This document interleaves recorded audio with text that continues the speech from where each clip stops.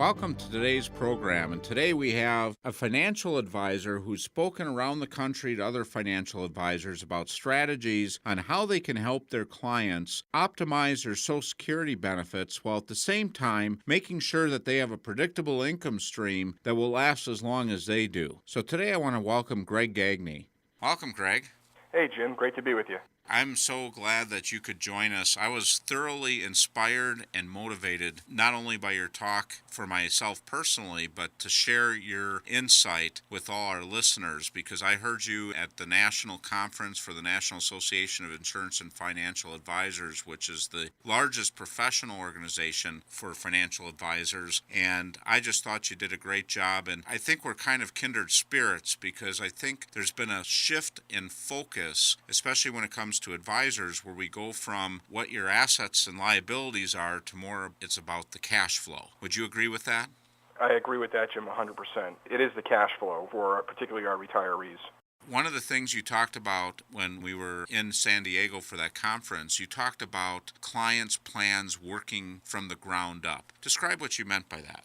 Thank you. What I mean by that is a lot of the software that's out there and a lot of the websites that are available for consumers help them to do a risk profile style quiz to try to determine what their ability or willingness to take risk might be. And I actually think that's inaccurate in helping a client to plan, because that's just sheerly psychological. And what we do in our firm is we'll talk about their willingness and ability to take risk, but then we're going to build their plan from the ground up, as I call it. And what I mean by that is we take a look at their annual expenses, and then based on that, we build out a model to accommodate those expenses vis-a-vis their guaranteed income from Social Security, assuming they have any defined pension benefit plans, and then a distribution from their retirement account, either mandatory or even before age 70 and a half, so that we have enough money coming in to meet the annual expenses on an ever-inflating schedule right through age 100. And we start that model typically by solving it at a modest rate of return, say 4%. And if it holds together exceptionally well at a low rate of return, then we know that we can have a conversation with our client that they don't necessarily need to take excessive risk for no reason at all, other than they took some profile quiz that said that they can handle it. Conversely, if their cash flow shows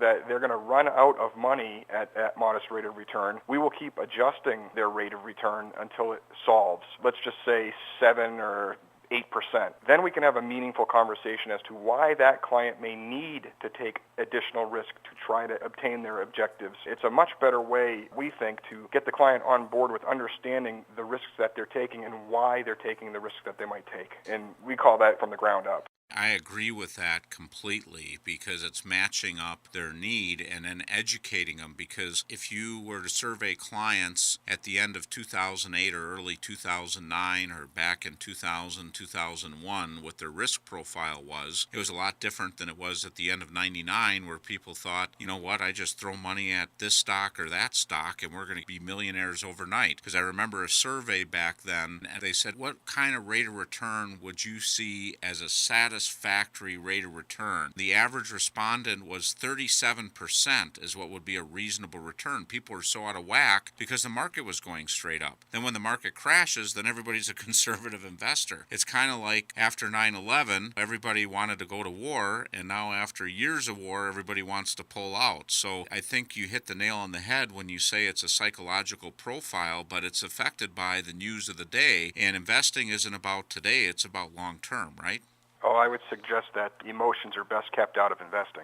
And I think that's where an advisor is so important. I keep telling people on the internet you can get all the information you want and all the knowledge that you need, but you don't get the wisdom. And most of us are just serving as a coach for our clients, keeping those emotions in check from getting out of whack and not making the wrong decision at the wrong time. You talked about the real danger, and I've seen a lot of people talking about this, that danger zone of retirement, which is basically the 5 years before and transitioning to the 5 years after, and the sequence of returns and how dangerous that can be for someone new in retirement. Can you expand on that, and how do people hedge against this risk? Yeah, sure thing. It is a real dangerous time for a variety of reasons. One, the clients never experienced having to set themselves up to start what we call decumulating. They've been accumulating all the way up until the time where they've transitioned into retirement, and they're unaccustomed to slowing down the savings or, in fact, taking money out of a portfolio and starting to have that add sustenance to their lifestyle for their retirement years. You take that issue coupled with a crash in the market, like something we experienced back from December of '07 heading into March of '09, that could be a psychological game changer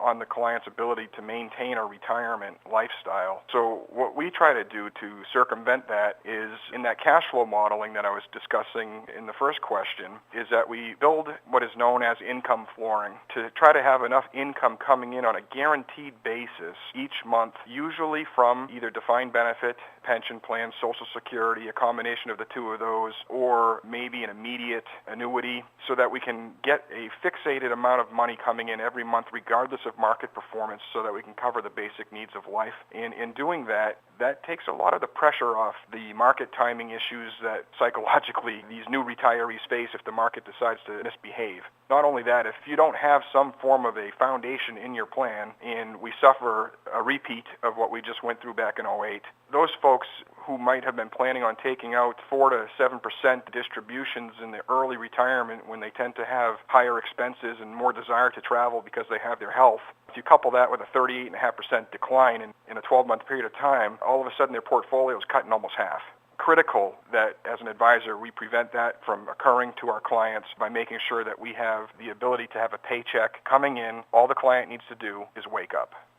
I got to throw a disclaimer in there. When we talk about guaranteed income, Social Security obviously is guaranteed by the federal government, but the other sources of predictable income streams, such as pensions or annuity payments, are something you want to talk to your financial advisor out, make sure you understand how those might work. But the key point there is they're not subject to the market fluctuation. That is really a key. Here I've been in the business about the same amount of time as you've been, Greg, and I saw the market crash in '87. I saw what happened in 2000 to 2002, and then more recently here what happened in 2007, 2008. And they were game changers, and God forbid someone retired at that point. And I had a lot of people I counseled back in 2000, 2001, 2002. The saving grace of the most recent downturn was people were still reeling and healing from the sting of the previous downturn and weren't quite as risky. But man, you had people that were playing the stock market with 100% of their money in small cap stocks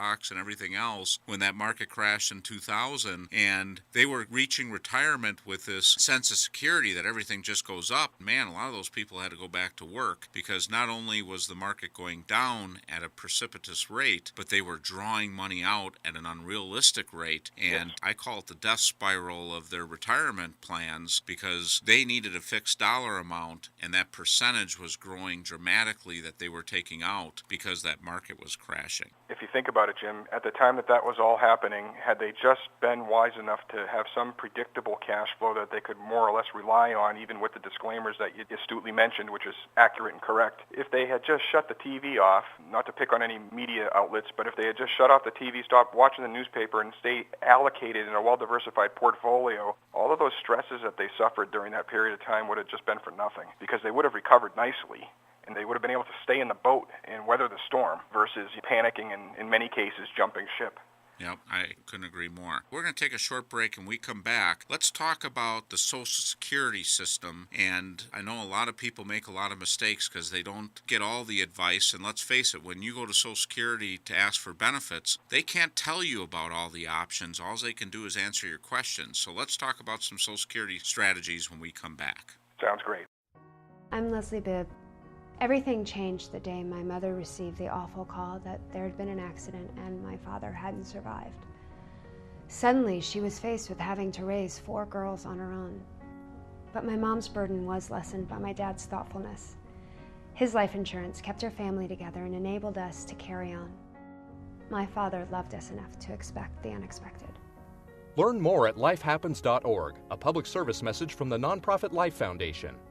Welcome back as we continue to visit with Greg Gagne, who spoke on stage to the National Association of Insurance and Financial Advisors here this last September. And Greg is, in his practice, has executed a lot of these new strategies that people have been implementing across the country, which is focusing more on income and predictable cash flow versus necessarily just shooting for the highest rate of return. Let's switch gears here a little bit, Greg. A lot's been written about Social Security and claiming strategies and when the optimal claiming age may be for clients. And I know you do something that I do, and that is the philosophy, it's not what you make, it's what you keep. And a lot of people trip over sometimes the excess taxation on Social Security. They don't really plan. They just kind of go and maybe they talk to a couple buddies at the workplace and they follow what everybody else did versus personalizing it to how they're going to be using the money, what their retirement needs are, and really customizing and maximizing and optimizing their Social Security benefits. So talk a little bit about that.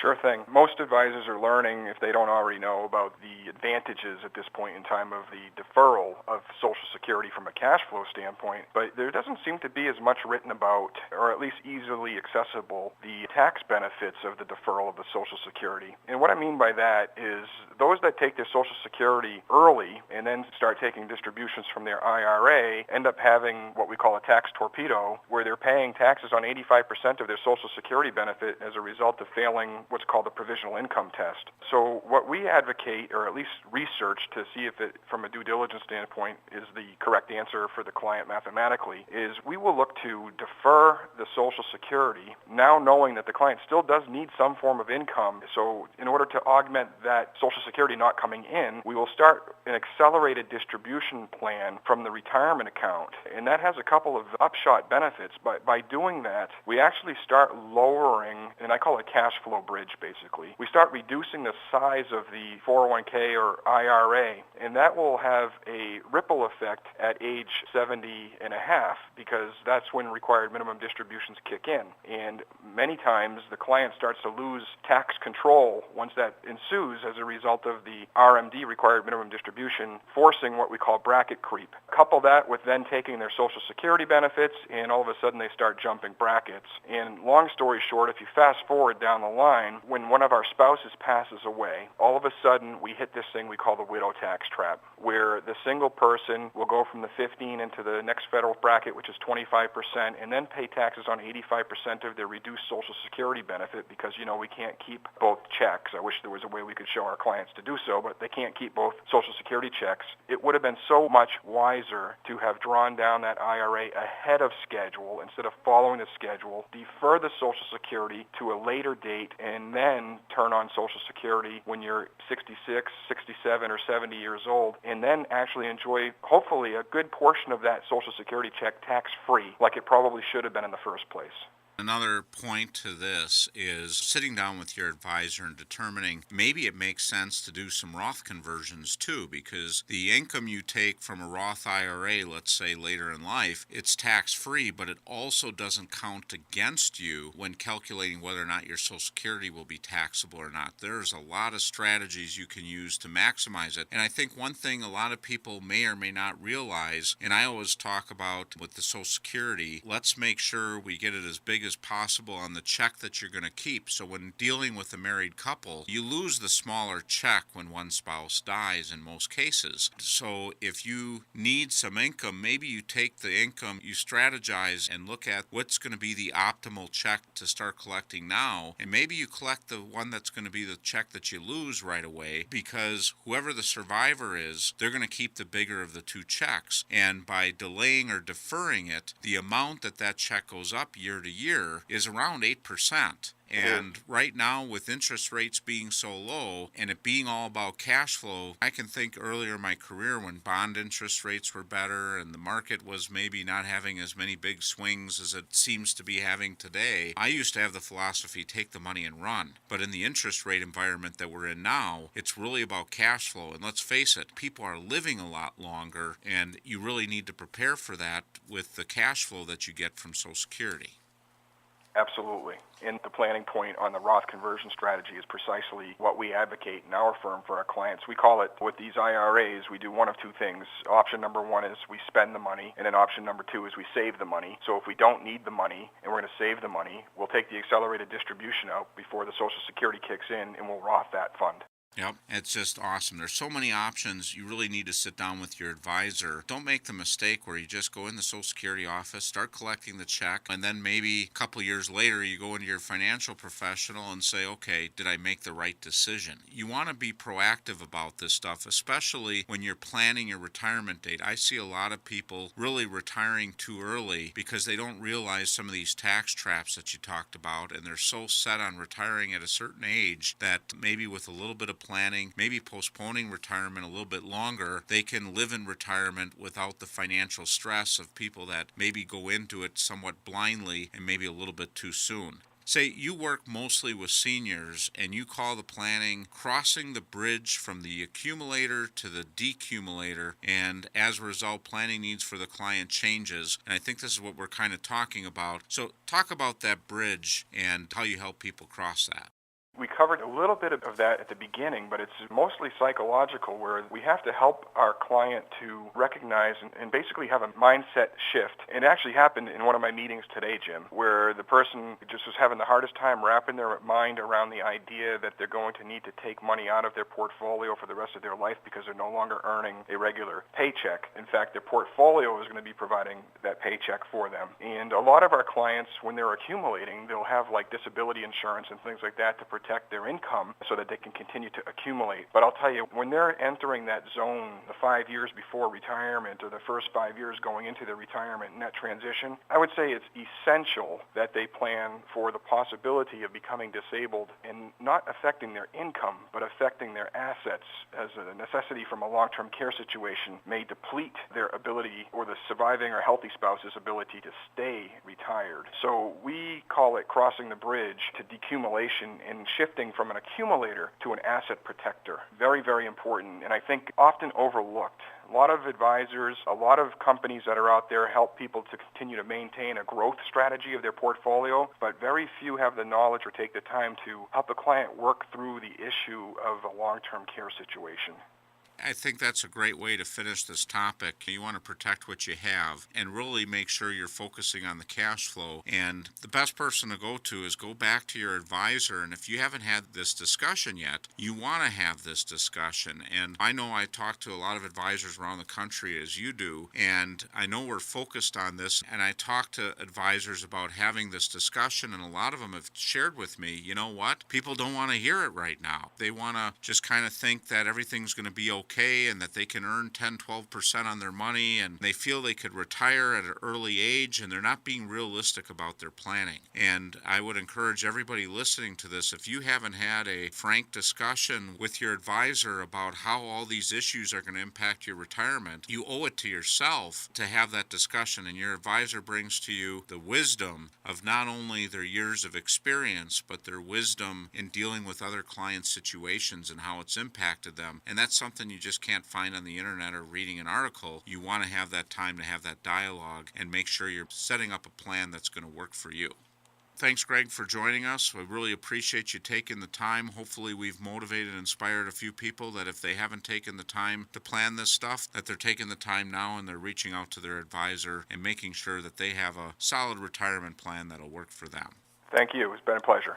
Thanks for joining us this week, and tune in again next week as we explore another phase of the real wealth process. And remember, if anything you heard in today's show you'd like to get more information about, contact your real wealth advisor. Also, if you feel that any of this information would be helpful to a friend or family member, just click the Forward to a Friend button.